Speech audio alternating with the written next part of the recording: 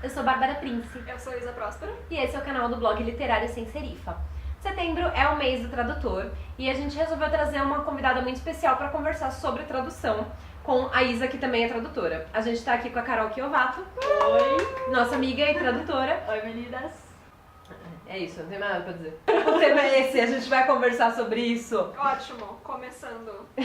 Primeiro, eu queria convidar a Carol pra contar como que ela começou a ser tradutora e mais ou menos um resumo da trajetória da carreira. Não, na verdade, foi uma questão muito de estar no lugar certo, na hora certa. O que acontece? No nosso país, existe a lei, né, o que o sindicato pede, que é o tradutor receber por DA e por lauda. Só que pouquíssimas editoras conseguem praticar isso por vários motivos, não cabe aqui nesse vídeo, mas um dia a gente pode falar sobre isso. E o que aconteceu? Eu estava conversando bem próxima da editora Vermelho Marinho, que é uma editora muito pequenininha, e não teriam como me pagar por lauda, e daí eles propuseram eu traduzir O Mágico de Oz por DA. E a maior parte dos tradutores, eles não topam isso porque é uma coisa trabalhosa e a gente que é freela precisa de dinheiro, enfim. Só que no caso, eu tinha como fazer isso, eu estava numa empresa e eu trabalhando numa empresa, eu sou formada em publicidade, então nada a ver. Mas eu queria trabalhar com editorial, então foi uma oportunidade que surgiu.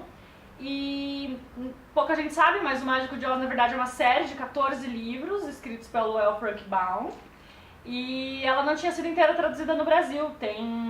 Primeiro tem milhares de traduções de editoras incríveis, tem aquela edição maravilhosa comentada da Zahar, tem edições muito boas, tem a tradução do Santiago Nazariano pela Leia, são muito, muito boas, mas assim, o 2 tinha sido traduzido pela Biruta, uma edição linda, mas um pouco cara, com umas ilustrações conceituais, assim, com uma cara meio de Kozak, na verdade. O que eu acho que aconteceu com a Biruta é que o erro deles foi não começar pelo primeiro, porque as pessoas gostam de ter a coleçãozinha. E, bom, enfim, daí falaram, Carol, você traduz essa série? Eu falei, traduzo com o maior prazer, e eu me apaixonei pela série, assim, enquanto eu traduzia num nível que eu fui fazer mestrado sobre ela, não sobre tradução, mas sobre a série. E a partir daí, enfim, muitas traduções, mas foi um começo, assim, meio de estar no lugar certo, na hora certa e querer fazer. E a Carol, como vocês devem saber, também traduziu Malazan, né? Yeah. O livro Malazan dos Caídos, Jardins da Lua, que saiu ano passado. Esse ano em março. E a Isa? Eu, talvez quem acompanha o canal já pode ter me ouvido falando sobre a minha incrível trajetória, que não é tão incrível assim. Eu fiz editoração com a Bárbara, ela virou editora, eu virei freela. Eu comecei fazendo revisão e preparação e ainda faço essas duas coisas. Mas depois de uns anos fazendo isso, bom, não sei se foram uns anos, acho que foi um ano fazendo isso, pegando traduções, né, fazendo revisão de traduções, eu pensei, acho que consigo fazer melhor. E conversando com tradutores, eu já falei com vários que tiveram a mesma coisa, tipo, começaram a traduzir, revisando ou fazendo preparação e ficavam irritados porque as traduções eram muito ruins e começaram a tentar entrar nesse mercado. Então, ainda faço outras duas coisas, mas também faço traduções de vez em quando. Eu fiz uma especialização em tradução do inglês e é isso, e de vez em quando eu traduzo umas coisas, inclusive a série Executores da Aleph. Vocês duas comentaram que vocês trabalham como freela e eu não sei se todo o público do Sem Serifa conhece mais ou menos o funcionamento do mercado, então eu queria que vocês comentassem um pouco como que é a relação de um tradutor para editora, como que os livros chegam para vocês, como que é o diálogo com as editoras com as quais vocês trabalham. Bom, no meu caso, como eu já fazia, né, serviços para essas editoras, foi uma coisa bem natural. Eu meio que falei, oi, sabe eu que já faço essas coisas? Também gostaria de fazer traduções. E algumas delas me deram a oportunidade de tentar, né? Com a Bárbara eu só fiquei, oi, por favor, me passa alguma coisa. Bastante tempo, porque eu sou difícil. Me passa alguma coisa. Sou muito difícil. E daí ela me passou a coisa mais legal que era Academia Jedi, que eu adoro. Enfim, e foi super legal. Bom, dificilmente você escolhe o que você vai traduzir ou revisar ou qualquer coisa do tipo, né? Elas te fazem uma proposta, geralmente as editoras têm um quadro mais ou menos fixo, né, de colaboradores em geral. Então por isso que é meio difícil também entrar um pouco para quem quer ser tradutor. Às vezes tem que ter um pouco de paciência. Tem muitos tradutores que já trabalham regularmente com uma editora, por exemplo, que sempre recebem trabalho dessa editora, é uma coisa quase fixa, assim, né? Claro que nada é garantido, mas é uma coisa mais ou menos fixa. Acho que eu posso explicar por que é uma coisa mais ou menos fixa, porque pode parecer assim, as editoras não dão oportunidades para pessoas novas. E não é isso. Acontece quando você, por exemplo, contratou um tradutor. Ele fez um serviço bom, ele trabalhou legal com você. Pegar uma pessoa nova é sempre um risco também para a editora, né? Então, por mais que você faça um teste com a pessoa antes, com freela não dá para saber, assim, às vezes o que vem, né? Então, tipo, às vezes você precisa investir depois numa preparação, porque a tradução não ficou boa. Então, toda vez que a editora vai arriscar com uma pessoa nova, é um risco para ela. Então, a tradução, como ela é a primeira etapa que você faz na produção de um livro estrangeiro, se der alguma coisa errada na tradução, ela complica todo o resto do processo. Então, a relação das editoras com os tradutores tem que ser muito de confiança. Você conhece um tradutor, ele é bom, você contrata ele mais vezes para os seus livros serem bons. Comigo, pelo meu processo com a Vermelho Marinho, eu já tinha trabalhado com eles na Bienal. Eu tenho uma facilidade, na verdade. O Bruno, que hoje é meu noivo. Quando sai o vídeo, vocês estão casados. Gente, estaremos casados quando sair o vídeo. Então, ele é editor da coleção chamada O Selo Melhor de Cada Tempo, da Vermelho Marinho. Ele acaba sendo o editor do Mágico de Oz. Ele não fala inglês, mas o editor-chefe da Vermelho Marinho fala, e ele olhou a tradução e achou maravilhosa, assim, elogiou muito, foi muito legal o feedback, e daí eu acabei recebendo algumas outras coisas para fazer. O processo é o seguinte, com o Oz especificamente aconteceu, eu traduzi, passou para o revisor de tradução, do revisor de tradução veio de volta para mim. E daí eu fui olhando as coisas que ele apontou e eram coisas muito boas, às vezes coisas que nos escapam, ou, enfim, porque é muito difícil a gente estar logado nos dois idiomas. Daí foi pra preparação de texto. Quem fez a preparação do Oz, no caso, foi o Bruno. Então ele vinha e falava comigo: Carol, essa frase tá horrorosa. Carol, você tá com cara de inglês. Que às vezes pode acontecer, mas eram coisas pontuais, então ele vinha falar comigo. Então assim, a relação com a Vermelho fica muito fácil. É isso que eu ia falar, é muito legal quando você conhece as pessoas na editora ou os preparadores, que você consegue ver esse resultado, né? Mas a gente sabe que a regra, assim, é o tradutor não receber de volta. Sim, não, é a regra, gente. A regra é que o tradutor vai entregar o texto e é isso. É mais como isso acontece em editoras pequenas. Eu traduzi o Orgulho e Preconceito para a Giz Editorial, que não é uma editora tão pequena quanto a Vermelho, é uma editora um pouco maior, mas ainda médio porte, ainda não é médio porte. Né? E ela também é um contato super próximo. Pra vocês terem noção, no final, depois que estava diagramado, eu peguei pra ler, porque o Orgulho e Preconceito foi um livro que me deu muito trabalho, então eu queria ver algumas coisas no final, assim, pra ter certeza de que ia tá bom, porque é uma responsabilidade muito grande traduzir esse livro. Foi essa uma relação próxima também. Eu conheço o editor, eu indiquei o revisor de tradução, então... Agora, no caso da Arqueiro, foi um caso muito especial porque não era para Arqueiro a tradução, era para saída de emergência. E a gente foi contratado como uma equipe que incluía tradutor, revisor de tradução, preparador. Então eu também tive esse contato. É um contato que, no geral, nos próximos livros da Arqueiro provavelmente isso não vai acontecer, mas aconteceu. Então, revisão de tradução voltava para mim e eu sou um pouco control freak, assim, eu olho aquilo e eu presto muita atenção, porque também depois de um tempo que você está longe do texto, você tem uma capacidade de ver o que está sendo feito, né? E os meus os revisores são muito bons, os revisores da equipe, a preparação é muito boa, os revisores são muito bons, mas deixa eu explicar por que às vezes eu acho importante quando tem a chance de voltar.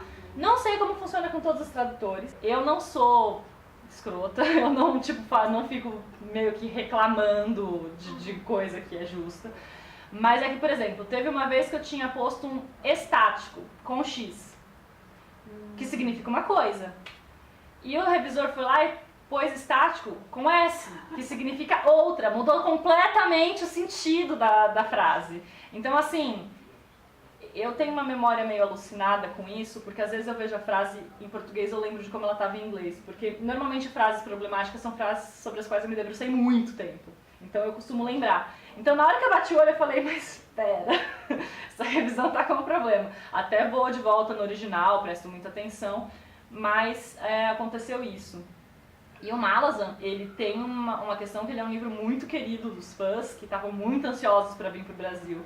Então, quando eu estava traduzindo, eu senti que era uma responsabilidade muito grande. E o tradutor, no final, é a pessoa que as pessoas xingam. Por mais que tenha uma equipe infinita trabalhando no livro, o tradutor é um nomezinho lá que está assinando aquilo. Então, eu considero uma responsabilidade muito grande. Claro, eu tive livro, por exemplo, antes de ser publicado o Jardins da Lua, ele passou por mais um copyright, que eu não vi a versão final antes de sair no livro, mas pelo que eu vi eles não mexeram muito. Só que, por exemplo, às vezes eles encrencaram com algum nome, com alguma coisa, e o editor veio conversar comigo. E eu achei assim, arqueiro, lindos. Teve uma coisa muito legal, que era um personagem que aparecia uma vez o nome dele, e o editor não tinha gostado do nome. E ele falou, mas essa personagem aparece na série da Cavaleiro Negro, que eu tô assumindo também, porque eu tô com todo o universo malazano no Brasil. E a Cavaleiro Negro vai publicar uma outra série, de um outro autor, que está publicando. E daí ele falou assim, Carol, esse aparece na Cavaleiro Negro, decide no final. E eu achei que foi bem legal, assim, a conversa que teve.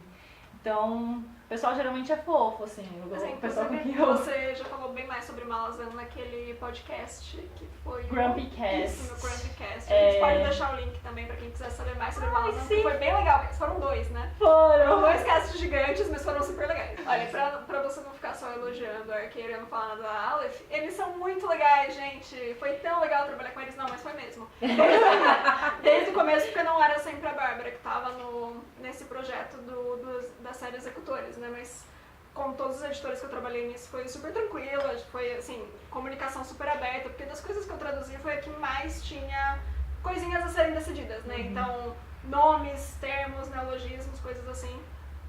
Então tudo isso a gente foi decidindo junto, sabe? Eles super ouviam minha opinião, às vezes discordavam, mas a gente, né, ia discutindo assim. Você não quer aproveitar e comentar alguns exemplos? Porque eu queria que vocês comentassem um pouco traduções de nomes de personagens ou de nomes de coisas específicas quando vocês trabalham, principalmente com o universo de fantasia, como é o caso do Malazan, dos Executores. Se você tem alguns exemplos e fala um pouco da dificuldade e dos motivos para se traduzir nomes. Bom, resumindo, para quem não conhece a série Executores, é uma série, é um universo pós-apocalíptico que se passa em que as pessoas na Terra ganharam poderes e essas pessoas são ou ficam terríveis, né, quando elas ganham esses poderes gigantes, e elas viram meio que super vilões. E como super vilões, elas têm nomes engraçadinhos, ou ameaçadores, ou toscos, ou etc. E o nome dos livros são os 2 primeiros, né, que é o Coração de Aço e Tormenta de Fogo, que são nomes desses épicos, como são chamados esses personagens com poderes. Então a primeira coisa que, de cara, a gente pega o livro, né, a gente ia discutir, vamos traduzir os nomes ou não, e logo pensamos, né, vamos, porque são nomes que têm um significado aí, tem um conteúdo semântico bem óbvio, né, todos eles estão tentando passar uma mensagem, então nisso não tivemos muito problema, foi uma decisão meio que imediata. Nos grupos que a gente discute, né, de fãs e tal, de vez em quando aparecia alguém questionando, tipo, vocês não vão deixar os nomes originais, né, não sei o quê. Mas acho que nesse caso também não caberia mesmo, né? Porque é uma coisa que tipo, não fazia sentido manter em inglês, né? Eu tenho um exemplo maravilhoso disso no Tigana. O Tigana tinha uma personagem chamada... Vocês vão ter que censurar. Caralhos. É verdade! E daí o que acontece? O tradutor pegou e falou... Esse nome não pode ficar. Daí a editora deu o contato do autor, esse é um contato que ele conseguiu direto com o autor. O tradutor escreveu e explicou, olha, em português, esse nome é um pouco problemático.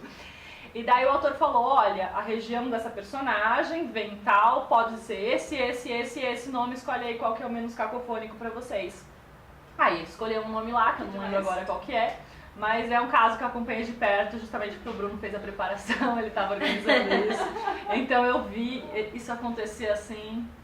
Quando você tem a opção de falar com o autor, é uma beleza, né? Nossa, eu queria ter tido a opção de falar com o Erickson em várias coisas, porque o Erickson não é uma pessoa, não é um autor fácil, assim. No caso de tradução de nome, tinha algumas coisas que eram muito claras que precisavam ser traduzidas, porque o nome pelo qual é conhecida a maior parte dos personagens, é o nome que eles receberam no exército. Então são nomes que têm algum significado. Só que por outro lado, a gente tem a composição dos nomes em inglês por justa posição não funciona em português. Eu tinha uma personagem chamada Tattersail e eu não optei por não traduzir esse nome porque eu não tinha como saber, não falando com o autor, se não era um apelido. Me pareceu que ela era o povo deles que falava inglês, mas poderia não ser. E depois de um tempo eu comecei a achar que não era mesmo, era um apelido que ela recebeu. Só que por, sei lá, vela rasgada, qualquer coisa assim, ia ficar parecendo Nativo americano, talvez, americano, cacique touro sentado, assim, sei lá. Eu optei por não traduzir. Teve um outro caso do Whiskey Jack, que é o sargento, é uma personagem importantíssima. O Whiskey Jack designa um pássaro ladrãozinho. Mas assim, eu pesquisei, eu vi que esse pássaro ele não tem no Brasil e ele é conhecido, tem um nome lá pelo qual ele é conhecido que é bem esquisito e ele é chamado também de Whiskey Jack. E eu pensei, um pássaro que rouba que a gente consegue pensar imediatamente em português é gralha, só que eu não posso chamar esse cara de gralha, porque gralha também tem traz outras coisas que não tem o Whiskey Jack. Então eu acabei deixando o Whiskey Jack e ficou isso. Gostei dessa opção? Não gostei dessa opção, mas às vezes... Às vezes você só tem que fazer, né? A vida do tradutor é você estar insatisfeito. É você acordar no meio da noite pensando sobre aquele nome que você precisa traduzir. Não, e você acordar o nome no meio da noite depois que o livro tá publicado e você falar, putz, eu tinha uma solução ideal pra isso. Tem alguns casos que o tradutor ele não tá totalmente livre, assim. Por exemplo, quando eu tô traduzindo Oz, eu peguei pela primeira vez o original e eu vi que o nome do Homem de Lata era Tin Woodman. Eu falei, ok, Woodman, ele é lenhador, ele não é homem nesse nome. E eu vi que teve algumas traduções que optaram por colocar lenhador de lata. Eu cheguei a pensar, lenhador de estanho, né, tin é o metal de estanho. Só que daí eu pensei, poxa, mas as pessoas conhecem ele como Homem de Lata, eu vou mudar o nome dele?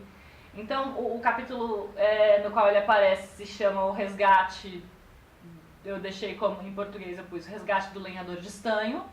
Mas eu só chamei ele de O Homem de Lata quando aparecia o nome dele. Só que ao longo do texto, às vezes aparece The Woodman como texto corrido como substantivo comum. E daí eu traduzia como lenhador e tudo certo, porque ele é um lenhador mesmo. Mas assim, eu achei que era uma forma de respeito com a personagem que as pessoas conheciam, porque assim, o nome é a verdade, né? Você tem um nome, o nome ele define toda a identidade. Você mudou o nome, você mudou a coisa. O tradutor que optou por mudar o nome errou? Não errou, porque isso não existe nesse tipo de situação. Ele fez uma opção diferente da minha, ele tem os motivos dele, tá tudo certo. As pessoas às vezes elas pensam na tradução como esta é a forma correta. A gente tem algumas orientações. A gente segue uma teoria que é de tradução que ela é bem aceita no mercado, porque que é assim, você traduz o que é. Vou falar o nominho, eu já explico. Traduz marcado por marcado e não marcado por não marcado. O que isso quer dizer? Se algum leitor da língua nativa, no caso inglês, conseguir ler aquilo, entender, tiver uma piadinha, tiver uma coisa que ele capte algo mais a partir daquele nome, isso tem que ser traduzido. Tem que ser. Então, por exemplo, eu tenho lá o cara que é um curandeiro não, ele é tipo um médico do exército. E o apelido dele é Mallet. Ele tem que se chamar Marreta em português, porque tem um motivo para ele ter esse nome. E vale dizer que não apenas nesses casos de um conteúdo semântico, mas também fonético, né? Então, livro infantil, principalmente, a gente vê muito isso, e o próprio Harry Potter, que tem... As pessoas adoram criticar a Lia Wyler. Lia Wyler e outros tradutores de outros lugares do mundo, mas assim, a Rowling fez muita brincadeira sonora com os nomes, tipo, mesmo os nomes dos fundadores das casas, né? Você tem, tipo, toda aquela aliteração, né? O Salazar, Slytherin, etc. Isso é uma coisa muito óbvia que tem que ser passada. E é importante ter em mente também que, às vezes, o leitor, ele tá acostumado que... tá falando em traduções do inglês.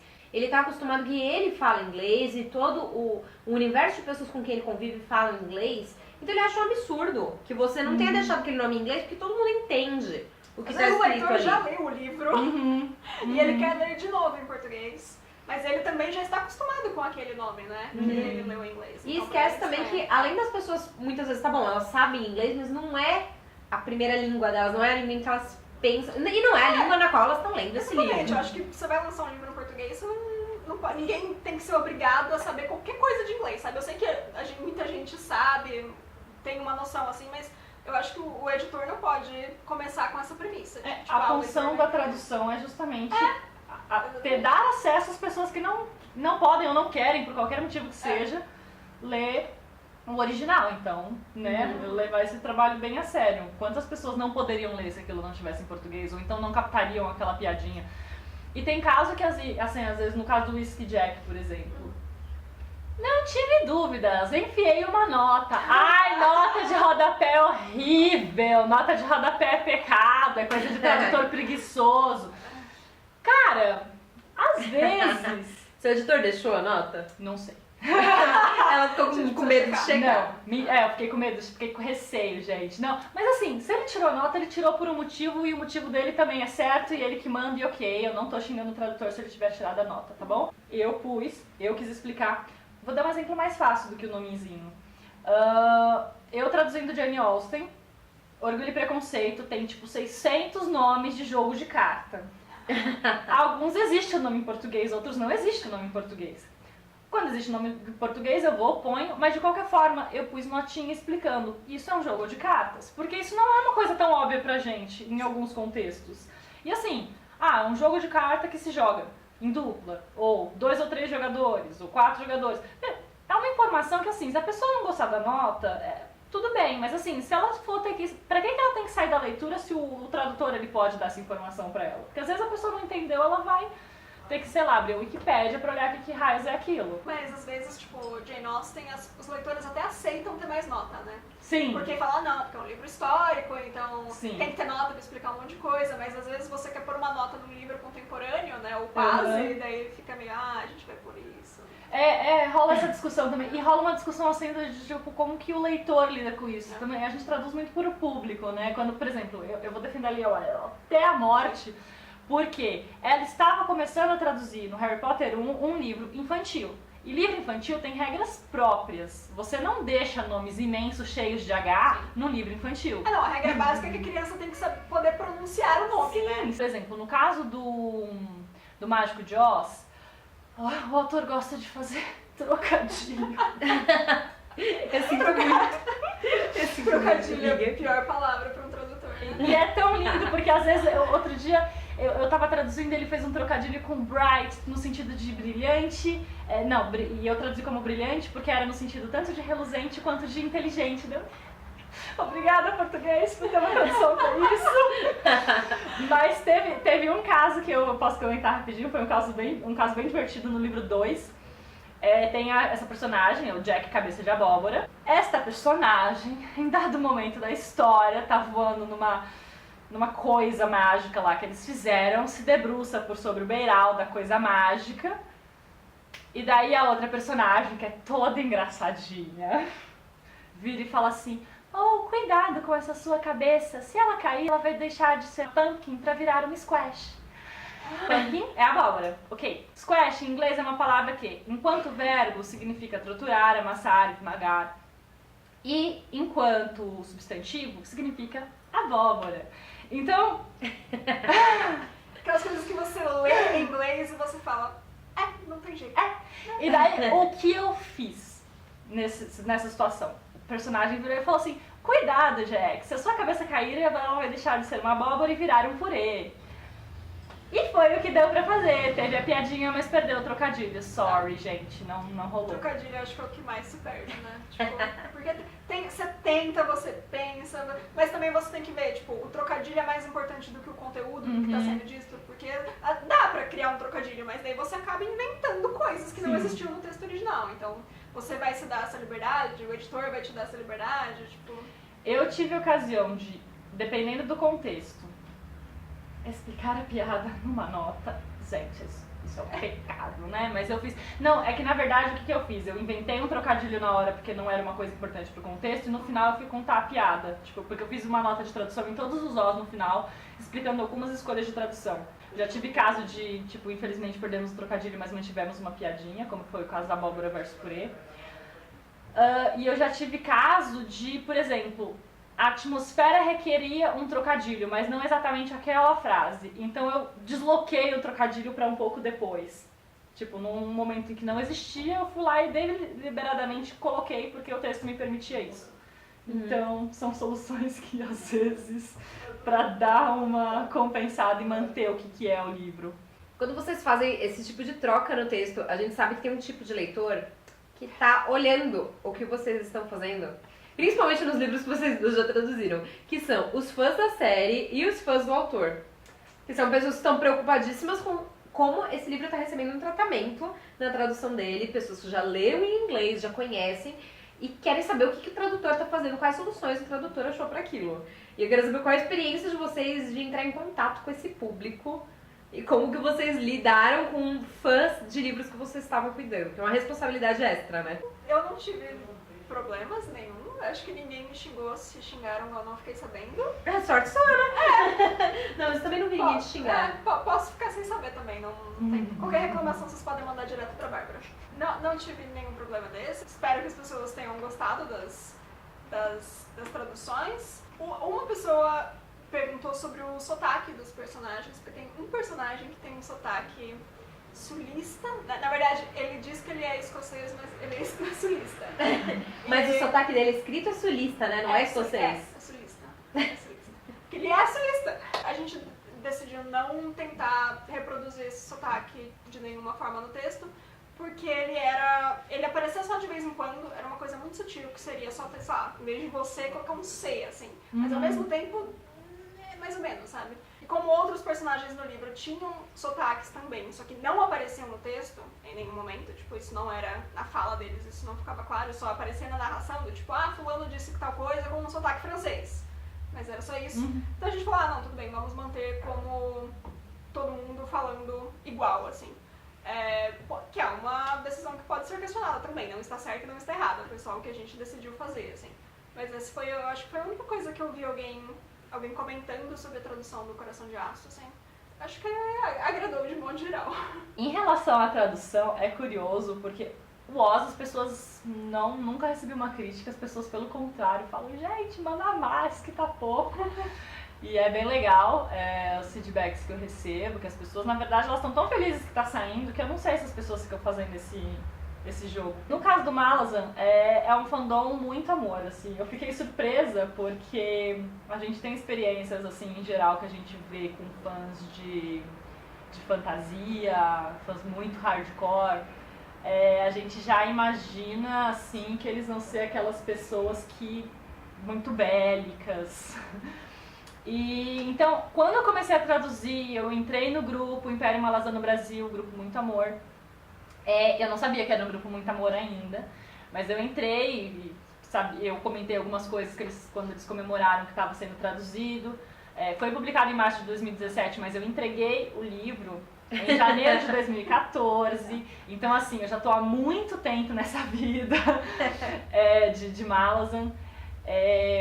E eu vi os fãs falando e questionando, eles tinham um apelido em português para as personagens, então o Whisky Jack eles chamam de Jack Caipirinha, tipo, piadinhas assim, eles sabiam que não ia ser essa tradução, eu espero, mas eles chamavam assim de piadinhas. E daí eu fui meio com receio, mas assim, cada vez perguntavam, nossa, como você traduziu tal coisa? Eu falei, eu traduzi assim. Eu sempre tomei o cuidado de explicar muito que eu tinha critérios para traduzir. Então aconteceu de às vezes as pessoas estranharem, mas elas falarem, nossa, mas por que você traduziu assim? Eu nunca imaginei que isso poderia ser uma tradução para isso. E daí eu falei, eu traduzi por causa disso, seguindo esse critério. Eu não traduzi assim por causa disso. Então assim, eu estava sempre bem disposta a dialogar, mas eles estavam sempre dispostos a ouvir. E mesmo que não concordassem, a entender que aquela foi a opção que a gente fez. Então, acabou sendo muito legal assim o contato, porque volta e meia eu ia comentar alguma coisa, a pessoa, essa personagem aparece. Porque eu também olhava muito as wikis pra saber o que acontecia. E daí tinha uma personagem que eu decidi por não traduzir o nome, e tem um motivo pro nome dela ser traduzido. E eu estou odiando a minha vida, porque mostrou meio que a origem dela, num livro que não tinha saído quando eu traduzi, que é O Lamento do Dançarino. E eu tô, assim, sentindo dor. É nessas horas que a gente queria ter falado com o autor, né?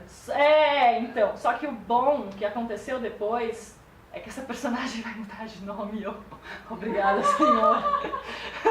Então acabou que não tem tanto problema. Mas você meio que perdeu a piada, né? Foi difícil, mas até quando eu falei, eu não acredito. E as pessoas falaram, não, tudo bem, não tem problema. Então são os fãs, assim, muito amorzinhos. E eu recebi muitos elogios pela tradução de fãs que são fãs aqueles que leram hardcore em inglês 3 vezes e depois foram em português e falaram, nossa, que legal ver nomes disso em português. Eu falei, gente... É difícil acontecer. Que raro alívio, né? Pensando em um exemplo de memória afetiva de tradução, eu pensei num exemplo muito legal agora sobre o Pequeno Príncipe, que assim, eu acho que a maior parte das pessoas leram na infância ou na adolescência, e tem uma coisa muito forte com o livro. Mesmo as que não têm, elas lembram de quotes do livro, até porque elas são postas em todos os lugares, né? O que aconteceu foi que em português a gente tem uma tradução canônica para algo que em nenhuma outra língua acontece. Aquela frase do tu te torna eternamente responsável por aquilo que cativas é uma coisa que não está no original, é uma interpretação do tradutor. Porque no original do francês ele usa o verbo apprivoiser, que é domar ou domesticar. E o tradutor, o autor em vida, publicou a versão em inglês. Em inglês nós temos tame, que tem a exata mesma acepção. E você até usa em casos afetivos o tame, como você poderia usar o apprivoiser, mas como está falando da raposa, está falando da relação pessoa-animal e tal, a tradução colocou domesticar. Você se torna eternamente responsável por aquilo que você domestica, porque você está falando daquilo, você está falando de um ser que agora deixou de ser selvagem e é dependente de você.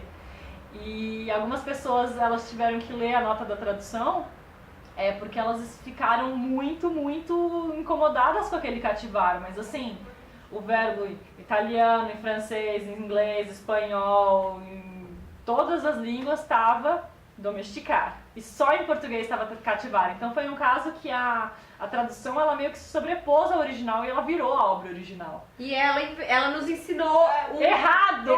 Não, nos ensinou uma ideia maravilhosa que o autor não teve, né? Ou uma ideia...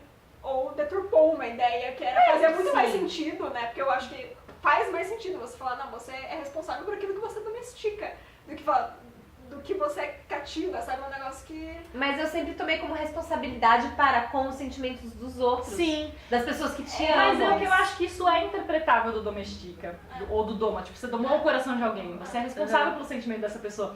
Só que, tipo, isso é uma coisa, aí que tá. Às vezes os tradutores se sentem tentados a interpretar mais do que está dito. A gente não pode fazer isso, mas é uma tentação muito forte. Eu não sei se vocês às vezes a gente acaba tendo que fazer, né? Às vezes a gente tem que fazer, porque se a gente não fizer, a pessoa não vai entender. E tem que tomar uma escolha. E a gente tem que ter uma escolha. Mas é que às vezes tem uma tentação. Nesse caso, por exemplo, ele não precisava ter interpretado. Sim.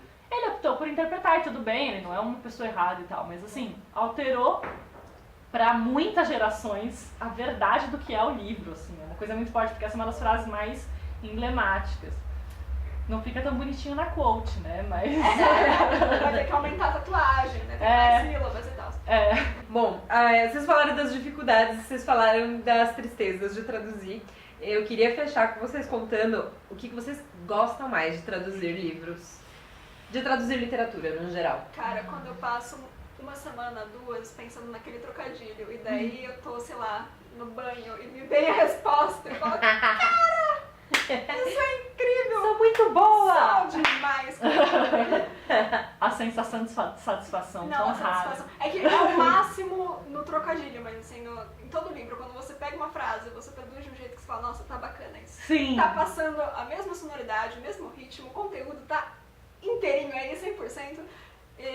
É tão legal quando você consegue passar. É uma sensação mágica. Tipo, de trabalho bem feito. É uma sensação, tipo, eu gosto muito disso, mas eu acho que mais do que isso, eu gosto do quanto a leitura do tradutor é uma leitura mais próxima. O tradutor, ele é o leitor mais leitor, ele conhece às vezes mais sobre a obra do que o próprio autor. Porque, não por nada, é porque ele teve que ler aquilo de uma forma muito minuciosa, que às vezes o autor, ele pensou naquela palavra porque é a língua dele, ele sabe mexer com as palavras. A gente pensou naquela palavra porque a gente, o que vai traduzir essa ideia melhor? Então, eu gosto dessa sensação de proximidade que a gente fica com a obra, essa sensação de, sei lá, conhecimento pleno. É muito engraçado porque quando eu fiz um mestrado falando sobre representação do feminino no Mágico de Oz, e às vezes esmiuçando assim coisas do inglês e analisando um trabalho que eu já faço traduzindo, eu fui descobrindo coisas sobre o livro que são muito superiores a qualquer coisa que eu tinha imaginado. É um livro muito melhor do que a gente pensa, assim, sabe? E daí eu sempre crio uma relação de muita afetividade com as coisas que eu traduzo, assim. Eu tenho uma idolatria máxima, assim, por Malazan, porque é uma proximidade muito forte. Eu gosto muito o Malazan, por exemplo, o fato de que eu não posso presumir que se eu li The Commander é um homem. Porque ele não acha que o genérico é masculino, então ele tipo, pode ser sempre uma mulher. E às vezes é uma grata surpresa quando é. Eu acho que isso, não sei, cria uma proximidade com o autor, assim. Eu nem conheço, provavelmente nunca vou conhecer, mas eu sinto que ele é meu melhor amigo, assim, sabe? É um contato muito forte, assim, eu sinto. É muito legal quando você pega um livro ou um autor que você já gostava, né? Que foi o meu caso com o Sanderson, que eu idolatrava e idolatro. Ou um livro que você não conhecia, mas você acaba gostando muito, né? Que as Academias Jedi, por exemplo, que são livros fofíssimos. Eles são muito lindos. São muito gracinha, assim, e é tão divertido você traduzir pensando que, cara, as crianças vão ler e elas vão gostar, elas vão dar risada e tal. O humor também é difícil, a gente não falou disso na parte das dificuldades, mas tudo bem, acabamos de falar das dificuldades. Só falar sobre a alegria de você, né, terminar o trabalho por fim. O trabalho nunca está terminado, né? Se a gente pudesse, a gente realizaria anualmente, lançar uma edição a cada ano, melhorada cada vez mais. É por isso que o editor imprime e fala, ó, não dá mais, chega. A gente meio que abandona, assim. Teve uma outra coisa que eu acho muito legal. Eu adoro que as pessoas esquecem que estão lendo uma tradução. Elas batem o olho no texto e elas falam, ai, porque o estilo do Steven Erikson é assim, assim, assim. Eu penso... Eu gosto de traduzir pensando como esse autor escreveria se ele falasse português. E eu acho isso tão mais ambicioso do que você querer deixar a sua marca autoral, não é? Sim, não, eu acho querer deixar a sua marca de tradutor uma coisa meio... Pra algumas áreas de tradução servem, não, claro, mas não penso pra tradução mercadológica, né? Não, eu acho que tem que ser uma coisa mais aberta também. Tipo, o leitor tem que saber, não, estou lendo isso aqui que tem a marca de um tradutor. Que foi pensado, assim, pra ser quase uma reinterpretação, né? Uma releitura. Esse tipo de coisa de literatura comercial mesmo que a gente tá falando, a gente espera, o leitor espera, né? Quando ele pega a tradução, ele vai conhecer o autor por meio daquilo, não o tradutor, né? Como, porque eu prefiro escrever assim, então eu vou arrumar o texto do Sanderson pra ver. Não. Eu fico na minha, eu tento... né, reproduzir o máximo. E pra mim, assim, é a ambição máxima. Se esse autor falasse português, eu acho que ele escreveria assim. E eu ponho aquele texto lá, né? É uma ambição grande, mas eu acho muito legal quando as pessoas começam a analisar estilo. Mas é legal, você tá falando de leitura próxima também, tipo, quando você traduz, você, tipo, dá pra captar o estilo, né? Você percebe pelas frases, Nossa, é muito legal. É muito gostoso isso. Você consegue perceber o estilo do autor, assim, o tipo de palavra que ele gosta de usar. Muita diversão, gente. Depois de reclamar bastante, a gente faz a propaganda. É muito divertido. Muito legal, eu adoro. Eu adoro também. Carol, obrigada por ter participado desse vídeo com Sem Serifa. Foi um prazer. Muito gostoso a gente ter a oportunidade de conversar sobre tradução literária, porque a gente passa o tempo todo conversando sobre livros que são traduzidos. Sim! E nada mais justo do que conversar com os tradutores. Obrigada de verdade por ter participado. Queria agradecer também a Isa por compartilhar um pouco da sua experiência de tradução. A Isa que nunca fala aqui no Sem Serifa. Não. Nunca é no Sem Serifa. E é isso. Pra você que chegou agora e conheceu agora o Sem Serifa, visita lá o blog. A gente escreve bastante sobre literatura e principalmente faz resenhas de livros. É o blog semserifa.com. Aqui embaixo na descrição dos vídeos você acha todos os links do nosso blog, das nossas redes sociais, de resenhas de livros que foram mencionados aqui e qualquer outro link que a gente acha que vocês devam visitar, referente ou não ao assunto. Obrigada por assistir esse vídeo. Não esquece de curtir aqui e se inscrever no canal para assistir mais vídeos como esse. Até mais! Obrigada, Isa. A Isa, se ela não recusasse, ela no caso era demitida do blog. Motinho, eu que criei esse blog. Mas nós somos sócias igualitárias, eu acho que eu posso demitir. Você não pode me demitir. Não? É 50%. Pera, se a gente se separar, quem fica com a Gi? Ai, não! Gente, vai ter que ser guarda compartilhada. A gente faz um outro vídeo sobre o bafão da guarda Quem da fica com a Giovana. Gi? Eu. Não foi pra isso que a gente chamou o vídeo.